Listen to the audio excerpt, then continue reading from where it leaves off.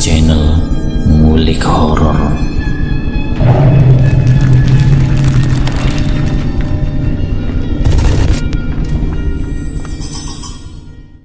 Assalamualaikum warahmatullahi wabarakatuh. Kembali lagi di channel Ngulik Horor. Channel ini menceritakan tentang kisah-kisah misteri. Kali ini saya akan membawakan kisah misteri yang ditulis oleh @penulismalam94. Kalian juga dapat mengunjungi tweet beliau langsung ya. Nanti link saya akan sediakan di kolom deskripsinya. Oh ya, di dalam cerita ini nama dan tempatnya disamarkan semua ya, untuk menjaga privasi pihak yang terlibat di dalamnya. Yuk, daripada kita lama-lama, langsung saja kita simak ceritanya. Bismillahirrahmanirrahim. Kali ini saya akan membawakan kisah misteri yang berjudul Ritual Iblis Memakan Mustika Merah Delima dan Melakukan Persetubuhan Goib. Kejadian ini masih berawal dari terjunnya Ajeng ke dalam jurang hitam dunia prostitusi. Ajeng, gadis cantik lugu, seolah menjelma menjadi singa betina yang buas, mencari mangsa ketika ia dihadapkan dengan suasana glamornya ibu kota. Ajeng sudah memiliki tekad kuat untuk ia bisa merubah nasibnya semudah ia membalikkan telapak tangannya. Ajeng melakukan segala cara, dari mulai ia rajin melakukan perawatan dan kecantikan untuk menaikkan harga dirinya dan untuk menjadi penunjang jualannya kepada lelaki hidung belang.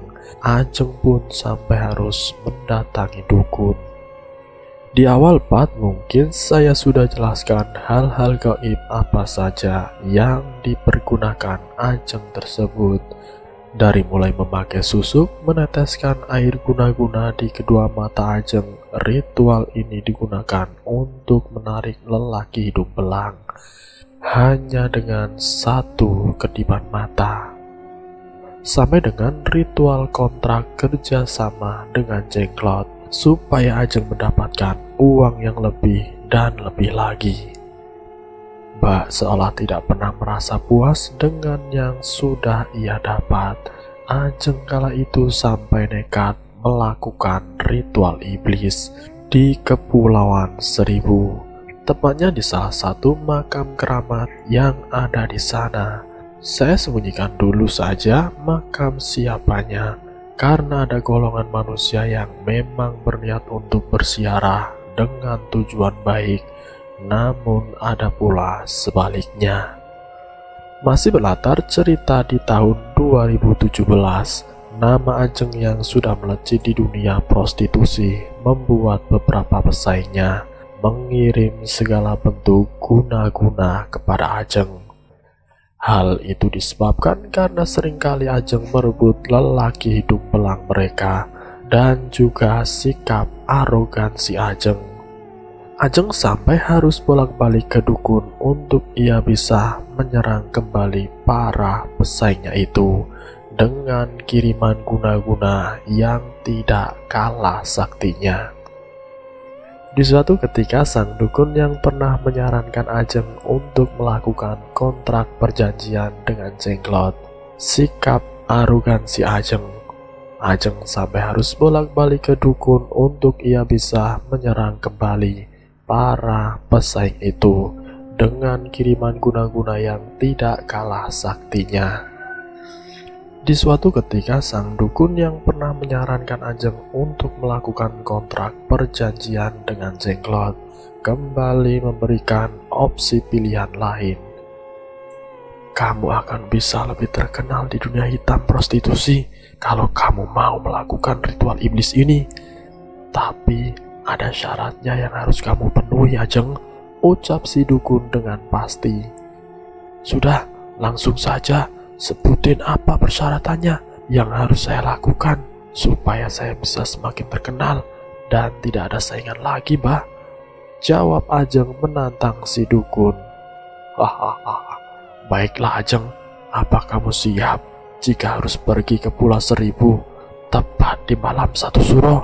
Tidak hanya itu, kamu pun harus mau bersetubuh dengan penghuni yang ada di sana.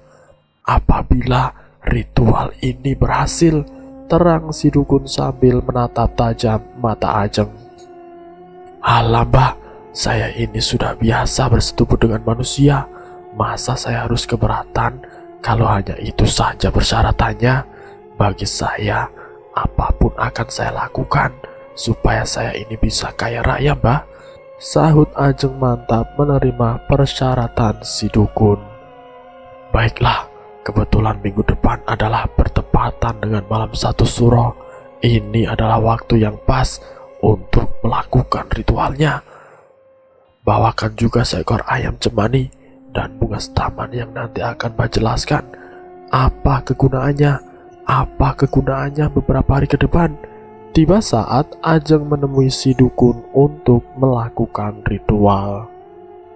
Malam itu tepat di jam 11 Ajeng membuat janji temu dengan si dukun dan salah seorang pria yang akan siap mengantar mereka berdua ke Pulau Seribu.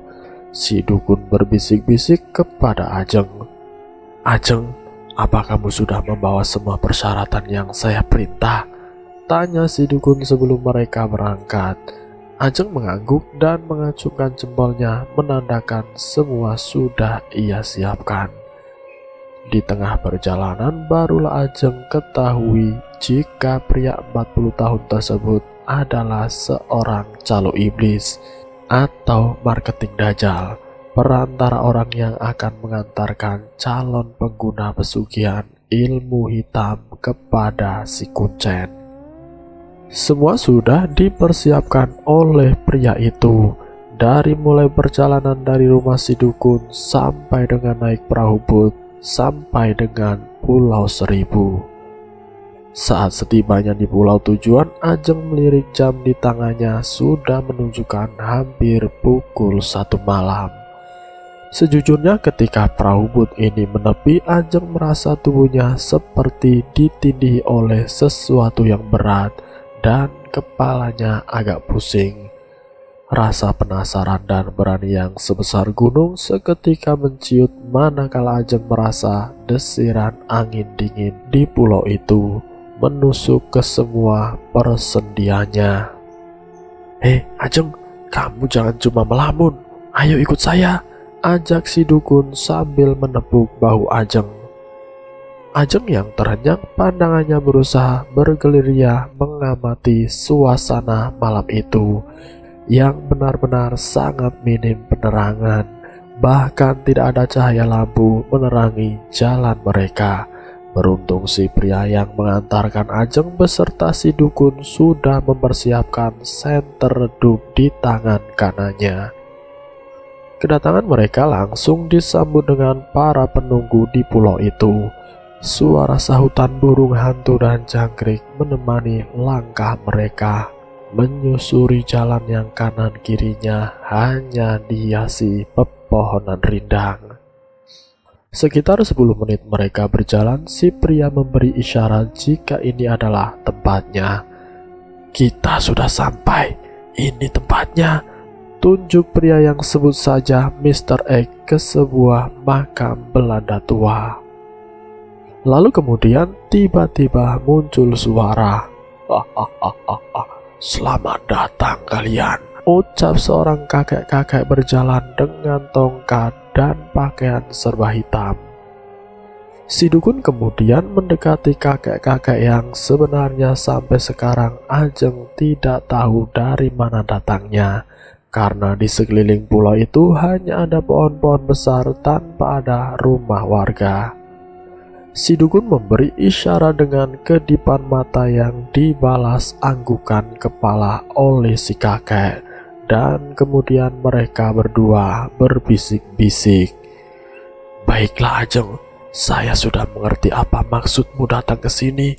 Jika kamu belum tahu, dukunmu itu adalah anak muridku yang kini membuka praktek perdukunan di kota. Ternyata kamu ini pemberani juga ya Ajeng, bisa sampai ke sini karena hanya ingin kaya dan tersohor dari dunia prostitusi," ucap si kakek itu sambil menatap Ajeng. Ajeng lalu kemudian membatin. Oh, ternyata kakek itu adalah guru dari si Badukun. Baiklah, semoga ilmunya bisa 100 kali bisa lebih dahsyat, ucapnya dalam hati. Si kakak sebut saja Kuncen tiba-tiba berjalan ke sebuah pohon dan ia membawa sesuatu yang setelah diamati itu adalah sebuah tengkorak kepala kambing. Ajeng, sekarang berikan ayam cemani yang sudah kamu bawa kepada sang Kuncen beserta kembang setaman. Ayam cemani itu nanti akan kamu makan hidup-hidup, serta darahnya akan dilumuri ke seluruh tubuhmu. Oh ya, ini adalah sebuah tanda jika kamu menyerahkan tubuhmu kepada pangeran penguasa kegelapan, iblis, dan kembang setaman yang kamu bawa akan dipergunakan untuk ritual pemanggilan pangeran kegelapan itu. Jika si pangeran kegelapan berkenan untuk datang, maka kamu akan kesurupan sambil memakan ayam cemani itu hidup-hidup dan sambil melumuri tubuhmu dengan darah ayam tersebut. Namun jika sang pangeran kegelapan tidak berkenan, maka kembang setaman yang sudah kamu bawa akan terhempaskan oleh angin. Sampai di sini, apakah kamu paham, Ajeng? Jika kamu tidak yakin, lebih baik hentikan ritual ini dari sekarang, karena taruhannya adalah nyawa. Jelas ucapan si dukun yang hanya diberi anggukan oleh Kuncen. Ajeng menghela nafas. Dalam hatinya ada sedikit rasa ragu dan takut yang ia tahan sedari tadi. Aku sudah sampai di sini dan aku selangkah pun tidak boleh mundur, gumamnya dalam hati melawan rasa ragu sekaligus rasa takut. Baik, silakan dimulai ritual ini. Saya sudah tidak ragu lagi, jawab Ajeng pasti. Si Kuncen kemudian membuat gambar lingkaran besar dengan gambaran bintang di tengahnya, pola pentagram, dan Ajeng diminta untuk merebahkan badannya di atas gambar pola tersebut.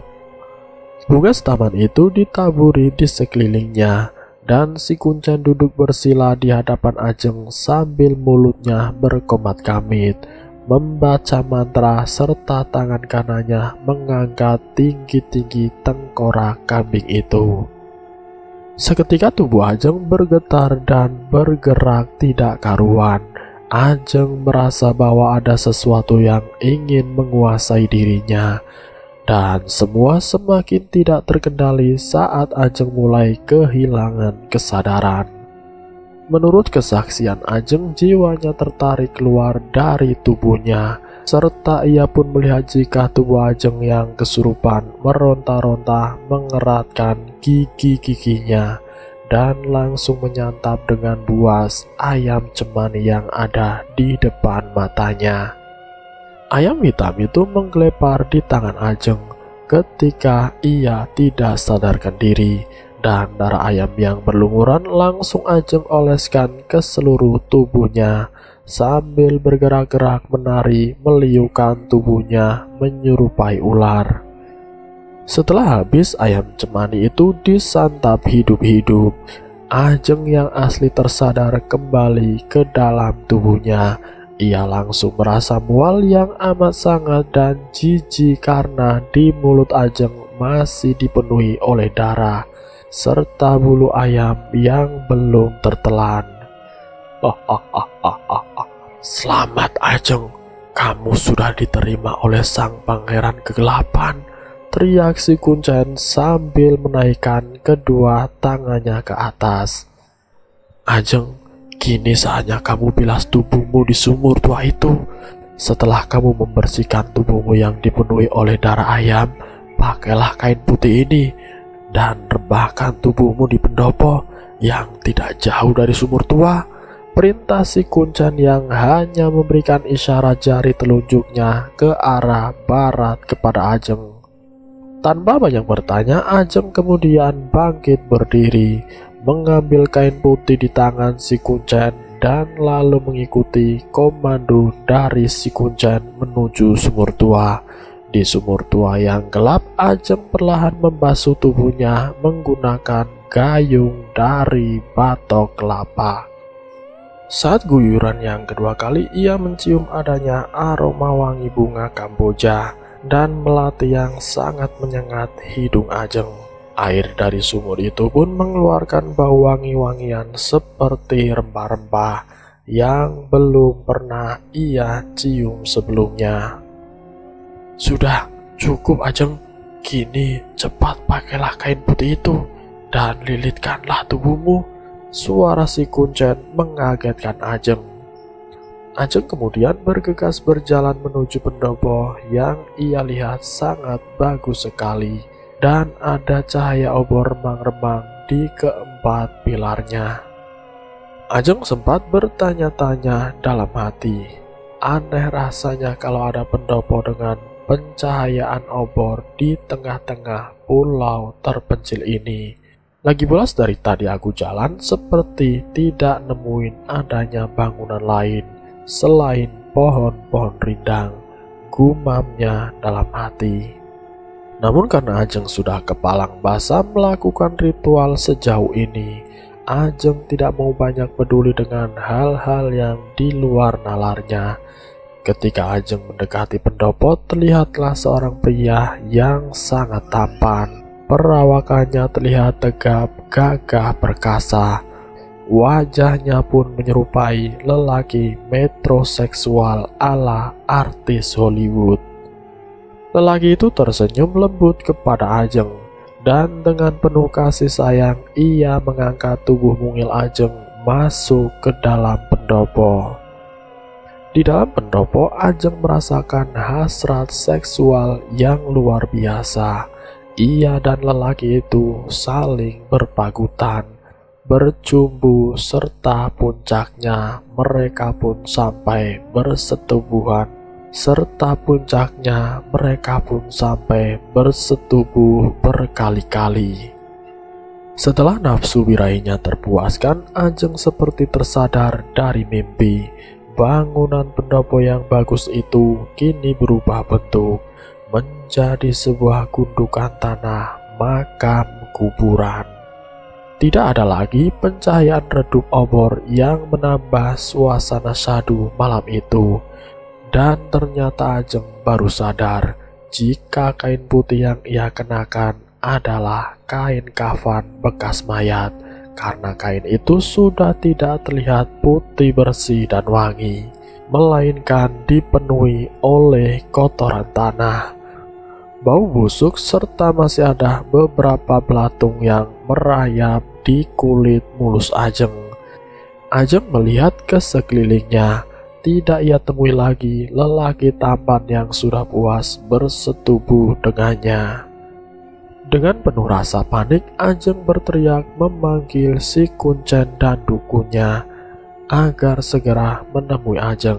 Teriakan keras Ajeng berhasil membuat mereka berdua muncul dari pekatnya gelap malam.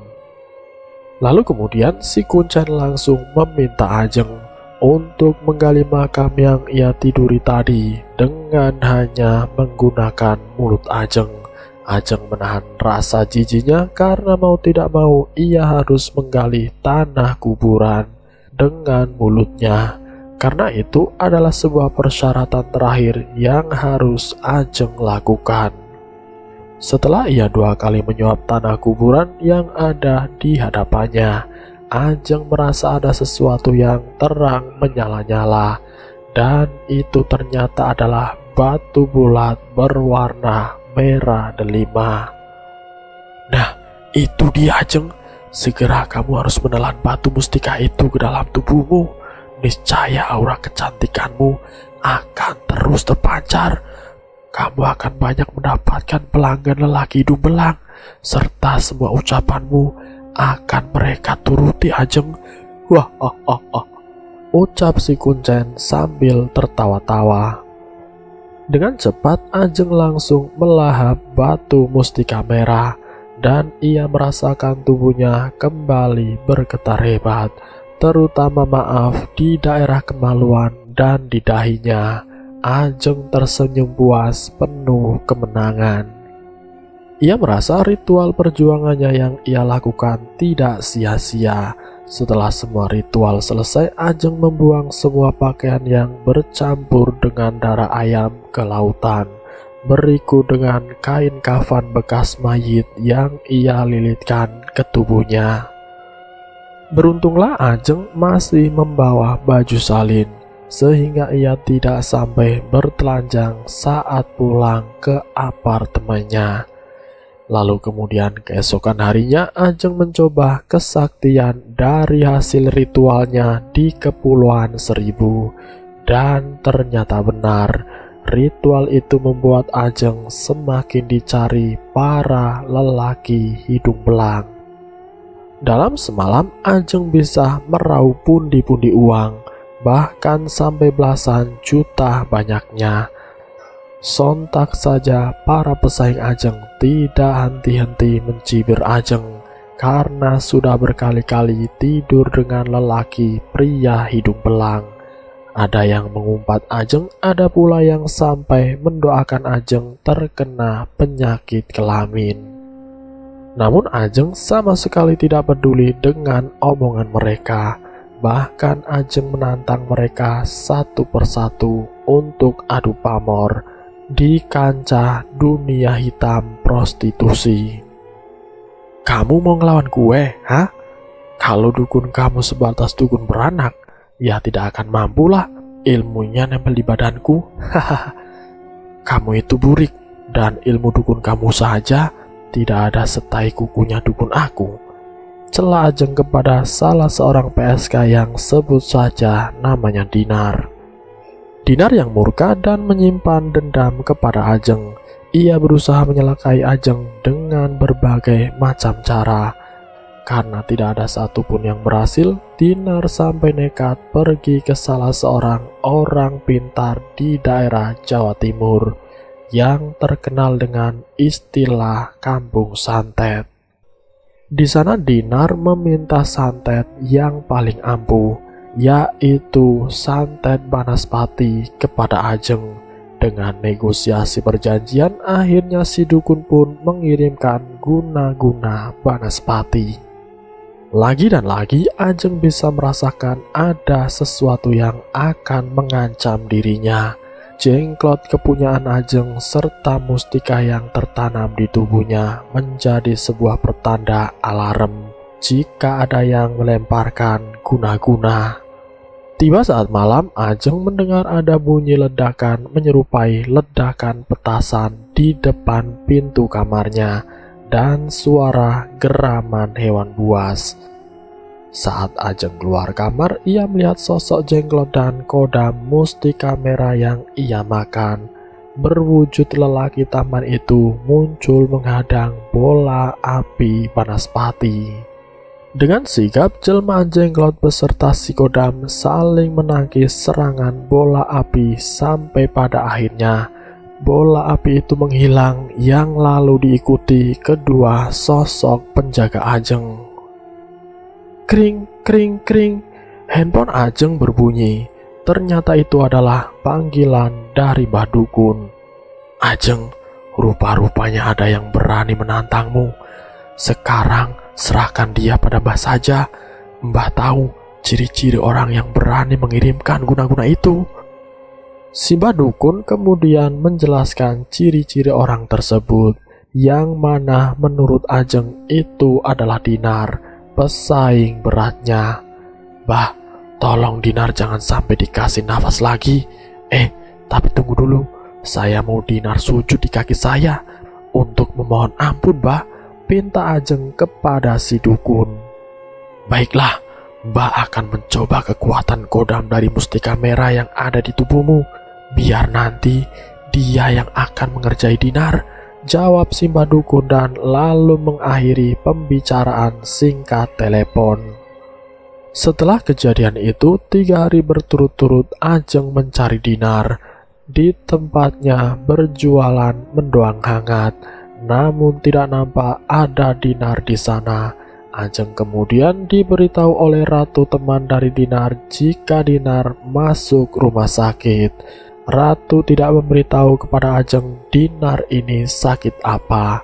Hanya saja ratu memberikan info di mana Dinar dirawat. Singkat cerita, setibanya di rumah sakit, Dinar terkejut saat ia tahu Ajeng menjenguknya. Dinar yang sudah merasa kalah dari Ajeng berkali-kali memohon ampun sesuai dengan apa yang Ajeng harapkan. Di sisi lain, Ajeng merasa iba dengan kondisi Dinar yang tergeletak lemah. Dinar mengakui semua perbuatannya telah mengirimkan Banaspati kepada Ajeng. Namun Banaspati itu berbalik menyerang Dinar beserta si dukun yang berada di Jawa Timur. Si dukun pegangannya Dinar langsung mendadak meninggal dengan mulut yang mengeluarkan darah hitam. Sedangkan Dinar ia bermimpi ditemui oleh pria yang berkepala kambing, mengejar-ngejarnya dan sekaligus memperkosa Dinar. Setelah terbangun dari mimpi itu, tiba-tiba ada cairan berbau busuk dari kemaluan Dinar dan sakit yang luar biasa di seputar kemaluan Dinar. Dinar mengibah kepada Ajeng untuk segera ia menyembuhkannya. Namun Ajeng sendiri tidak paham bagaimana cara mengobati penyakit yang dialami Dinar. Akhirnya Ajeng mengajak Mbah Dukun kepercayaannya untuk membantu menyembuhkan Dinar. Sang dukun pun menjelaskan jika kodam mustika merah hasil dari ritual iblis Kepulauan Seribu akan berbuat brutal jika si tuannya diganggu atau sedang dalam keadaan terdesak. Mustika itu sendiri melambangkan kepuasan, hawa nafsu dan gairah seksual untuk menarik pelanggan di dunia prostitusi. Kodam itu pun bisa membunuh selayaknya jenglot yang menghisap darah, namun dengan cara yang sangat mengerikan, yaitu merusak kemaluan sampai dengan mati perlahan. Di akhir cerita, Dinar dibawa ke Pulau Seribu oleh Ajeng, si dukun dan juga Mr. X untuk segera diobati dan dijalankan ritual pembersihan pada kemaluannya agar tidak semakin membusuk. Setelah Dinar pulih, Dinar sudah tidak pernah menampakkan diri lagi di hadapan Ajeng ataupun masih bekerja di tempat yang sama dengan Ajeng. Dan dari desas-desus berita Dinar, nama Ajeng semakin melejit dan tidak ada yang berani menghadang langkah Ajeng dalam perburuannya mencari lelaki hidung belang. Dan selesai. Itulah kisah misteri yang berjudul Ritual Iblis, memakan mustika merah delima dan melakukan persetubuhan gaib. Semoga dari kisah ini kita dapat mengambil hikmah dari kejadian ini. Tentunya kalian semua pasti tahu mana yang baik dan mana yang buruk. Dan semoga kita dijauhkan dari hal-hal yang tidak kita inginkan. Semoga kita selalu dalam lindungan Allah Subhanahu wa Ta'ala. Ambil sisi positifnya dan buang jauh-jauh sisi negatifnya. Terima kasih sudah mampir di channel kami. Jika kalian tertarik dengan video kami, silahkan tekan tombol like, share, dan komen. Tekan subscribe untuk mengikuti video kami selanjutnya. Wassalamualaikum warahmatullahi wabarakatuh.